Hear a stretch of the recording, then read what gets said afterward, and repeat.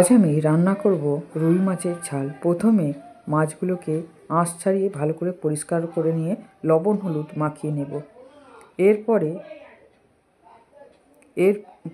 মাছগুলোকে ভেজে নেব। গ্যাসের উপরে একটা কড়া বসিয়ে বেশ খানিকটা সর্ষের তেল দিয়ে তেল গরম হয়ে যাওয়ার পরে মাছগুলোকে দিয়ে দেব। এক পিঠ ভাজা হয়ে গেছে, এরপরে মাছগুলোকে ভালো করে উল্টে দেব। মাছের ঝালে দেওয়ার জন্য মশলাটা রেডি করে নেব। দুটো বড় সাইজের পেঁয়াজ, 5 থেকে 6 কোয়া রসুন, হাফ ইঞ্চি আদা, একটা টমেটো আর গরম মশলা একসঙ্গে মিক্সিতে বেটে নেব। এরপরে বাকি মাছগুলোকে ভেজে নেব। ভেজে ভালো করে তুলে নেব।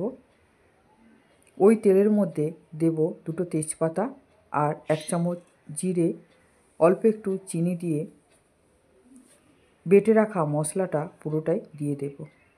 দিয়ে ভালো করে নেড়েচেড়ে নিয়ে 1 চামচ লঙ্কা গুঁড়ো দেব, 1 চামচ হলুদ গুঁড়ো দেব।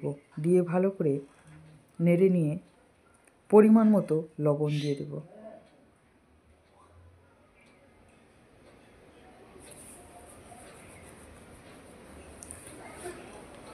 ধনেপাতা কুচি দিয়ে দেব। দিয়ে ভালো করে একসঙ্গে কষিয়ে নেব।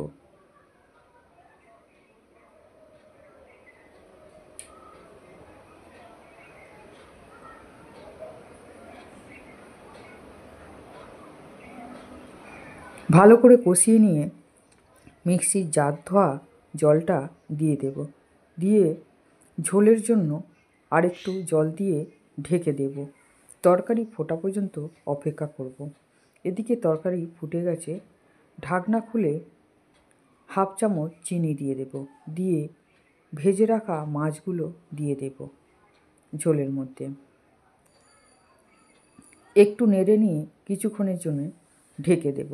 তাহলে মাছের মধ্যে ভালো করে ঝোলটা টানবে, খেতেও ভালো লাগবে। আমার রান্না যদি ভালো লাগে আমার চ্যানেলে একটা সাবস্ক্রাইব করে দেবেন, কমেন্ট করে জানাবেন, তাহলে আমার খুব ভালো লাগবে। লাইক করবেন।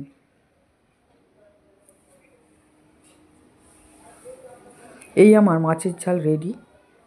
এইভাবে করে খেয়ে দেখবেন, বেশ ভালো লাগবে।